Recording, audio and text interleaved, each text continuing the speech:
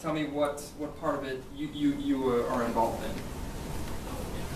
Well, the approval project for projects such as, the approval process for a project such as the Tennessee Gas Northeast Upgrade Project is pretty complicated, and there are a number of different levels of approvals.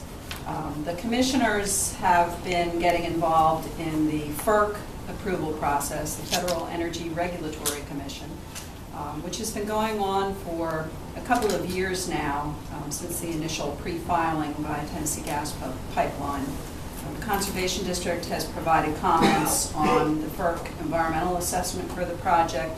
The County Planning Commission has provided comments on that environmental assessment, and the commissioners have provided comments. So that the FERC process is sort of a separate, overarching approval process that energy companies have to go through to get projects like this approved at the federal level.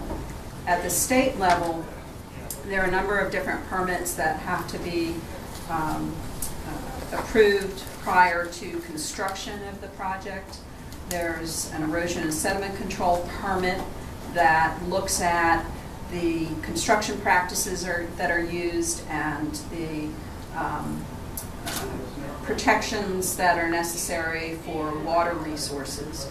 There are also state permits and federal permits that are required for the company crossing waters of the Commonwealth, waters of the United States, wetlands, streams, lakes, ponds, those sorts of things. So there are a lot of both state and federal permits that are required in addition to the FERC process for approving the project's construction. And I guess that's a big question there. Is like, just because FERC has passed it doesn't mean this is going to really be fast tracked any quicker, right? Or they've got a bunch of other ones. Well, the erosion and sediment control permit, the state permit that's required for the construction activity, and the we call it a Chapter 105 permit, which basically looks at all the wetland and water body crossings. Those two permit applications are currently at the State Department of Environmental Protection and with the Conservation District. And the Conservation District has done its first technical review of the Pike County portion of the erosion and sediment control permit.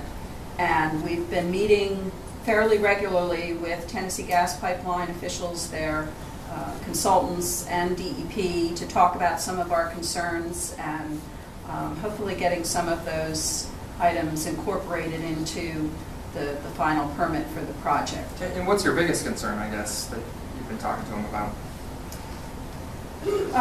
I think our biggest concern is not to repeat the mistakes that were made for the 300 line project, which was constructed primarily last summer. They're still doing some restoration work for that. We all learned a lot from that project. It was done during some pretty difficult conditions with all of the rain and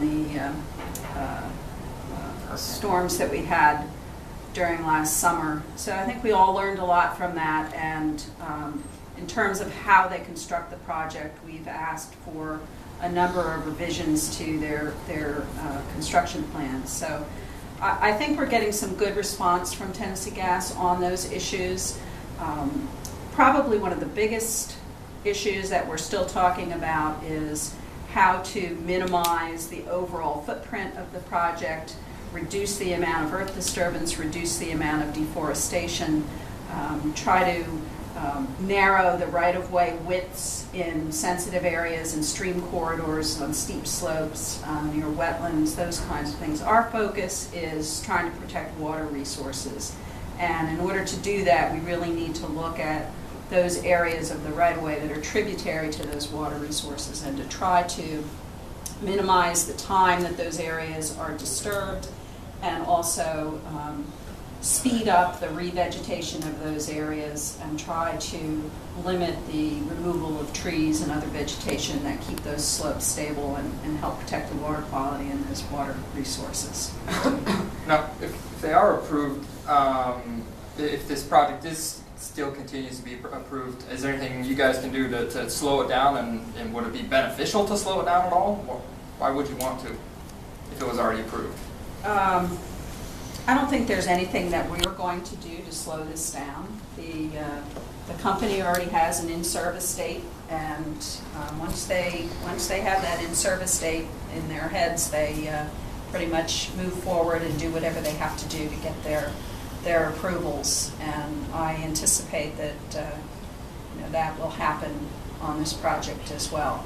So from my point of view, the best thing that we can be doing is talking to the company about the things that we think are important to be incorporated into the construction plans. And as I said, we are getting some cooperation from them on those issues. It will probably never be enough as far as we're concerned, but it's a negotiating process, and they're sitting at the table with us and talking about these issues, and I am seeing changes in the construction plans that reflect our discussions. Anyone else? The county is going to appeal the whole thing, to restart this whole thing. Are you involved in any of that? The county is asking for a rehearing on the approval of or on the certificate that was issued by FERC. And their request for a rehearing and their request to be an intervener are based on very specific aspects of the project. And I would suggest that you talk to them about that. I have been involved in helping to craft some of the language in the motion for intervention and the motion for rehearing. But that really is something that the commissioners are doing. My involvement has been trying to get some language inserted into this motion that addresses some of the environmental issues that we raised to FERC during the review of the environmental assessment. Thank you, Susan, why wasn't the Conservation District wanted to be a part of the intervener filing? I just didn't think that it was appropriate for us to, we've provided information to the attorney that's working on this project in terms of our previous comments to FERC and some of the ongoing environmental issues that we're talking about with Tennessee Gas Pipeline trying to get incorporated into the plans. But we're still reviewing these plans, and what I don't want is I don't want us to be taken out of that process. And I'm afraid if we get involved in this other legal issue, somebody might think that there's some sort of a conflict of interest in terms of us continuing to review the plans for the earth disturbance permits. So I just didn't think it was appropriate for us to become an intervener at this time, since we're involved in the state permit review process. I think it's really important that we stay involved in that state permit review process. All right.